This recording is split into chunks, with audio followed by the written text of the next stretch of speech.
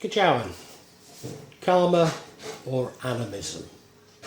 Welcome, big welcome to you. My 100th monkey vlog was somewhat partial. I was aware when I was doing it that I didn't have all of the evidence, didn't have all of the solutions. Maybe I still don't, because we're always learning. But shortly after recording it, my wife and I came to almost identical explanations of what is happening to us, quite independently. Indeed, you may even see this as evidence of the 100th monkey effect. Both of us have received messages that we will be receiving justice for the black magic that's been directed at us, particularly from our neighbours in Jakarta and our dukun brother in Java. So why do they continue to send black magic to us? Why have our neighbours in Jakarta started to keep chickens when we believe our brother in Java is using ayam cemani, a black chicken, feathers to destroy my wife's mind and ultimately to kill her? Both my wife and I have concluded that we cannot fight the universe, and that what we believe will be the deaths of both our neighbour and our brother are close, and that actually there's nothing we can do to prevent it.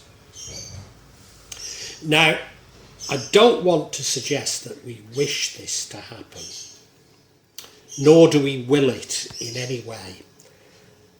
But we both are beginning to accept the inevitability of it. Of course, timescales in the paranormal and our own timescales are very different.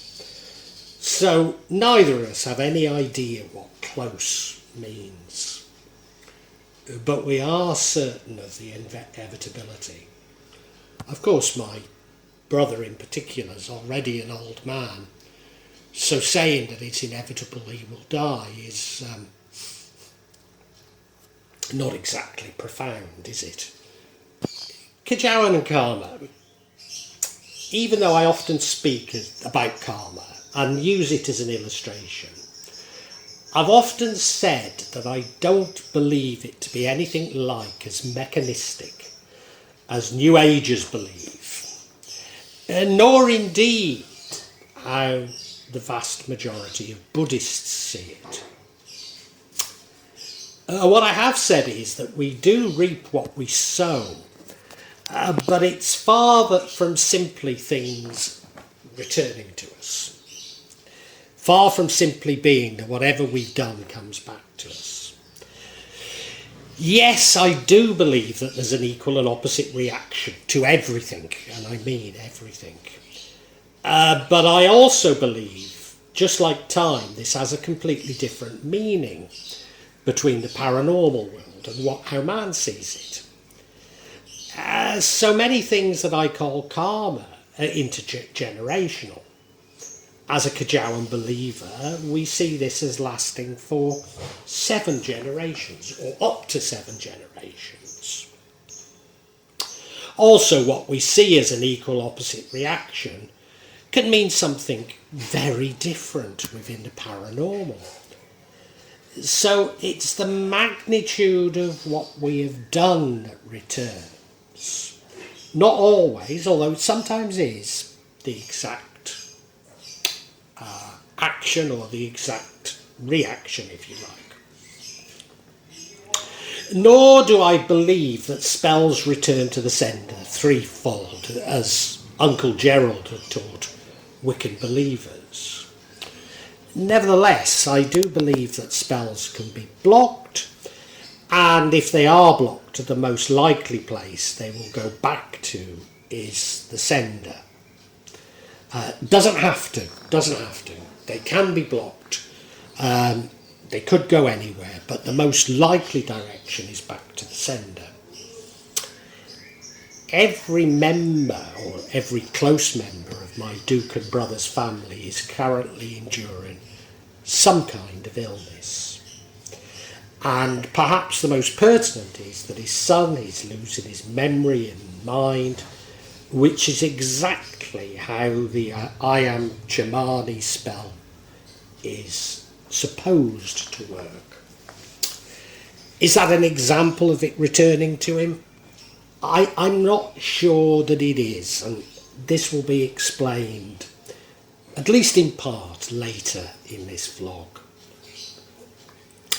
So, given that my brother's family are all enduring some illness, including, some of the young children, why on earth is he still continuing to attempt to kill my wife? Well, he knows that he's getting older. He knows that he won't live that much longer. And as I say, none of us know when that time will come. But he believes that if he can kill my wife before he himself dies, then his family is safe. And now, I'm not saying for 1 minute this is my belief. I am simply telling you this because this is his belief.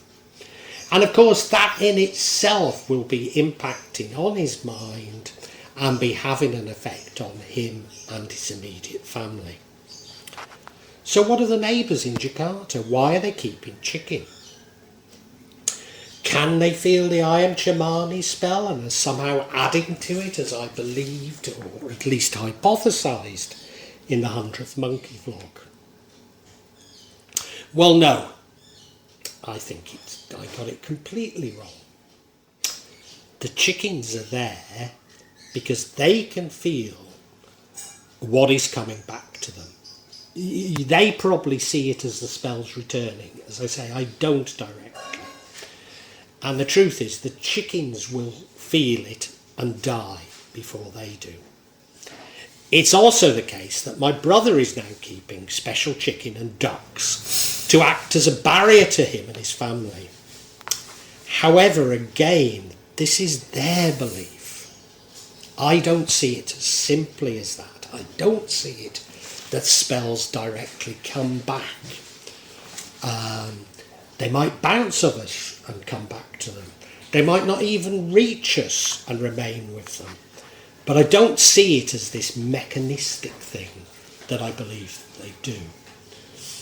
In my shorts, you may recall that through meditation, I've gone into the paranormal and removed what I believe are the spells, the demons, the bindings, and a bounded spirit, which is being used like the chicken, in other words, to soak up the malevolence of what they see as the returning spells. So I've released all of those things. I wasn't sure I'd done it effectively. It isn't something I do very often. But I'm beginning to think that maybe it was effective. Maybe I'm more powerful than I give myself credit for. So not only things coming back to the neighbours, but they no longer have the protection, the bounded spirit that they once believed they had. Almost certainly both my neighbours and my brother believe that we're using black magic against them. And I want to emphasise that nothing could be further from the truth. But of course, it's their fear of our evil, which isn't. We're doing nothing. And it's that fear that they've been caught out, and we're fighting fire with fire, which we most certainly are not. But that's causing them major problems of their own. Animism and karma. Well, I'm now going to explain what I really believe about karma, and I've sort of skirted round it in many vlogs, because karma is something that most of us can grasp. But I've kept saying that I don't actually see it as mechanistic as most people do. And the truth is, both my wife and I have forgiven our neighbours and our brother. In fact, in particular with our brother, we love him. And we've both attempted to get him to repent before he dies. Through our prayers, through our meditation. I mean, we've not spoken to him directly about it. Because we know that God forgives everything if you truly repent. We also know that love is the only long-term way to defeat black magic. So I've said it before, and it probably comes as a surprise to those of you who've not experienced magic. But the worst reaction you can do is to fight black magic with black magic. No, you fight it with the opposite, which is love. So when we first experienced things, we soaked it up. Now, certainly in my case, I wasn't consciously doing it. It's just how it happened. It's just how I learned. And then slowly we began to use love. We upped our vibrations, which protects us. And of course, that's something that our tormentors are incapable of understanding. So they think we're fighting fire with fire, when really we're doing the exact opposite. Well, what has changed? What has changed now? Why am I speaking a little bit differently now? Well, I suppose you could say that everything has changed. Absolutely everything. And it's so often the case, nothing has changed. Nothing at all. So much of what I've learnt over these, certainly 10 years, nearly possibly getting on for 11 years of torment. What have I learned?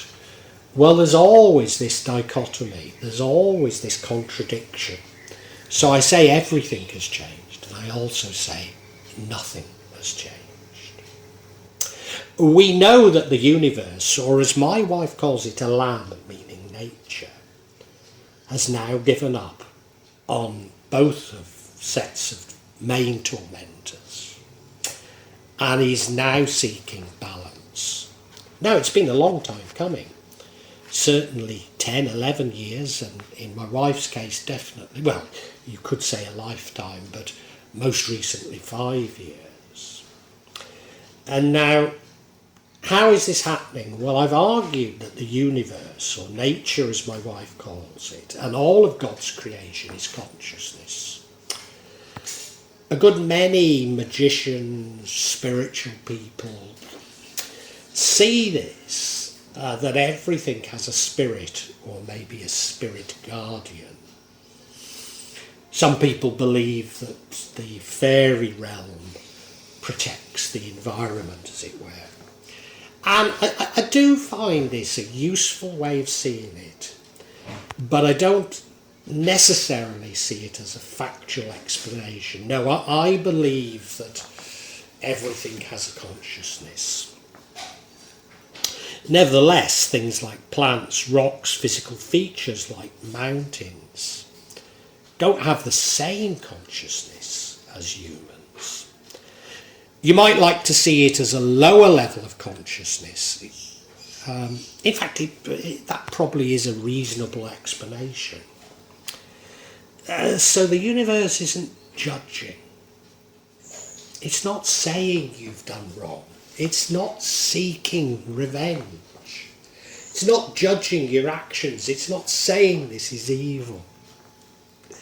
It's simply reacting to the actions of my brothers and neighbours. So that's why I say it's not directly their spells and misdoings coming back to them. Although, as I say, some may be bouncing back, some might not be going anywhere, so that might be happening, but that's not the main thing.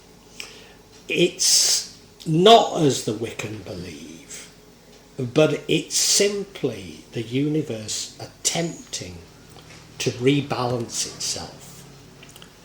So in many respects, the universe reacts to man's attempts to control it. And if you look at science, technology, that's man attempting to control nature. So many of the natural disasters we're experiencing at the moment are the universe seeking to balance man's disrespect for it. So whilst I'm dubious of some of the solutions to the environment, I'm not critical of what many environmentalists are saying, because we have disrespected the environment. But why I'm critical of the reaction is an attempt to gain more control over the environment rather than allowing it to balance. We're behaving, as I would put it, as though we believe we are God. And this is what certainly what I and many Muslims would call shirk. So we think that we're God. We think that we can control everything rather than submitting to God. This is why I concluded in the 100th Monkey vlog that I need to stop trying to control things and accept what the universe has planned for me, but also has planned for my tormentors, however unpalatable I might find that. I've enjoyed this. Submitting to the universe, well, I mean, I've covered this, but I want to emphasise it in conclusion. I have been attempting to resolve the bad karma around my brother and neighbours through prayer. I've also been trying to do that for Mas Perwa and his family. And I think I've had some success with Mas Perwa. Before we left Java, Mas Perwa's wife borrowed some money of us. And almost since I've moved to Indonesia, virtually everybody I've ever loaned money to, be they Indonesian or Westerners, none have ever attempted to pay, well, hardly anyone has attempted to pay me back.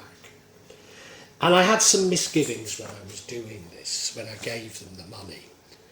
But I realised that it was as much a test of me as it was them, because I've been trying to resolve the bad karma around them.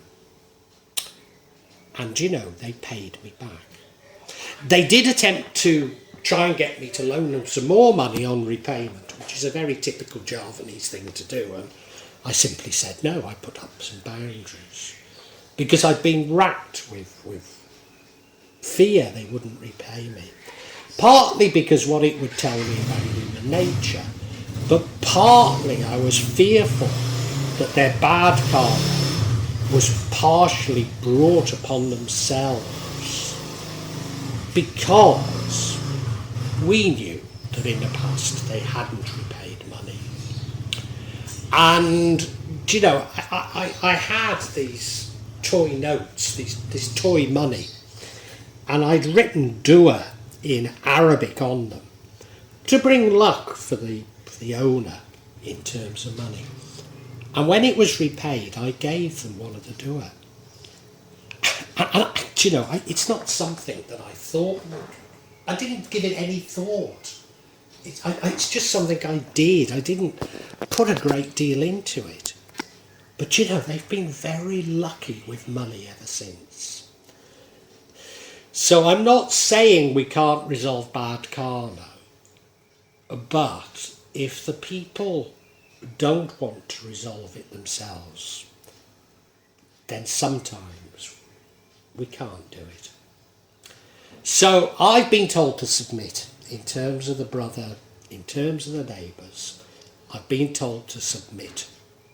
What will be, will be. And both my wife and I know that now is the time to stand tall in our power. We have an inner fire that we can use to act as boundaries to the will of others. So, when you hear about narcissistic abuse or, people who are in some shape or form abusing you, you're told to set boundaries. Well, the real boundary is this fire within you. Allow that fire to prevent the will of others to come to you. And, as empaths, we've kept soaking up the will of others. We've kept allowing other people to enter our will and to dominate our thinking.